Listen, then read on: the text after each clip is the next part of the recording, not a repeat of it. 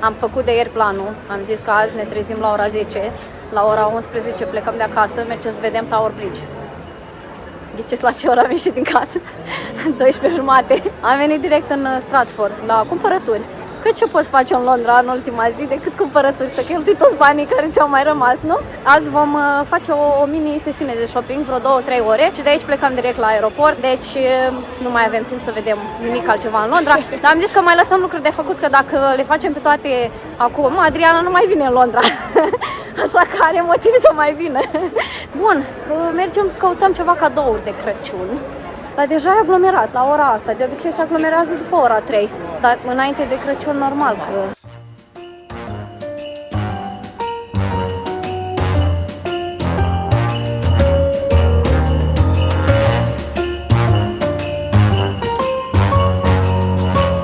Cel mai periculos magazin.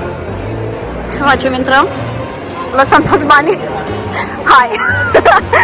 Adriana, ai pornit, îți lasi banii. Hai. Asta e ieftinean, fată, 179. Nu, na. Dacă era mai scump o luai, da, așa. Ce rost are la 179?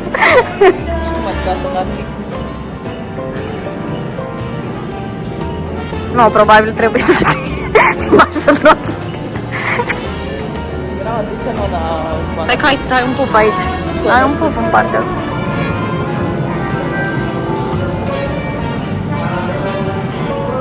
Ce fain e materialul.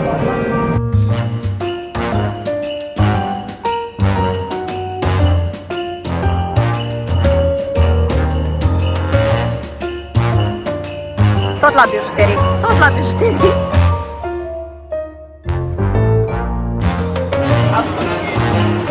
Pe aici e toarea.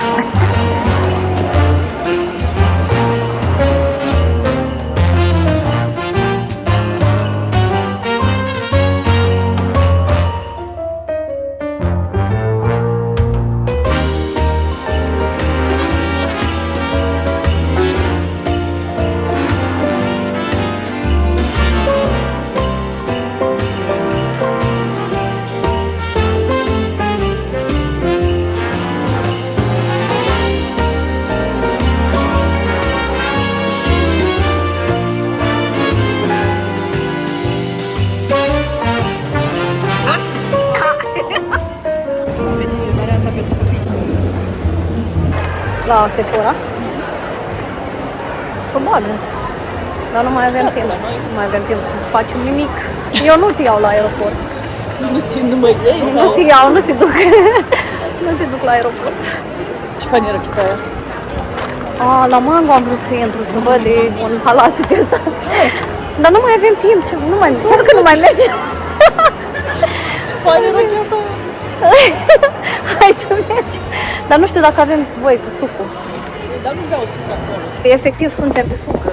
Noi am ne-am mai dat. Deci tu chiar nu vrei să pleci. Am făcut câteva cumpărături la Primark, am mâncat, am fugit și acum am venit să plătim parcarea. Suntem în Westfield. Plătim parcarea și mergem spre aeroport și facem vreo oră jumătate, 2 dacă e aglomerat până la aeroport. Unde am parcat? Cred că pe acolo. Pe la 53, 53, parcă, da. Dar trece timpul super repede. Dar în magazinul ăsta. Nu reușim, asta este. Nu ar fi o problemă, am ajuns la mașină.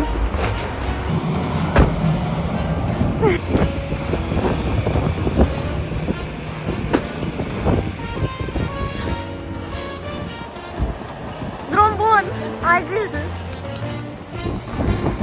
N-am apucat să facem nici jumătate din cât ne-am propus și aș fi vrut să facem. Mi-aș fi dorit mult să ajungem la lumini, să vedem luminile de pe câteva străzi din Londra, pentru că sunt împrăștiate așa pe diferite străzi și am făcut noi în traseu, dar n-am reușit să facem. O să facem doar noi într-un viitor vlogmas. Da, cel mai mult timp l-am petrecut împreună în cameră, povestind și vorbind, pentru că nu prea avem timp pentru asta, din cauza distanței, bineînțeles. Vorbim mult la telefon, dar e cu totul altceva când povestim față în față și intrăm în discuții adânci și uităm cum trece timpul. Asta a fost problema. Am ieșit în fiecare zi din casă mult prea târziu ca să reușim să facem tot ce ne-am propus și la cât de mare e Londra, nu prea reușești să faci mare lucru într-o singură zi. Vizitezi 1-2 obiective, dar cam atât. Am reușit să ne bucurăm de ceva timp împreună înainte de Crăciun și asta e cel mai important. Nici nu mai contează ce am făcut, ce n-am făcut. Bun, acum noi deschidem calendarul Advent și trebuie să deschidem 2 zile și aici se va încheia și vlogmasul de astăzi. Și trebuie să deschid 14, pentru că ieri nu am apucat. Și avem un gel de sprâncene de la o firmă de care nu am auzit. BBB London? Asta e, habar nu am. Nu vreau să-l desfac pentru că mai am unul și ele expiră după cât 6 luni de la deschidere. Și ziua 15, astăzi, oh, foarte greu.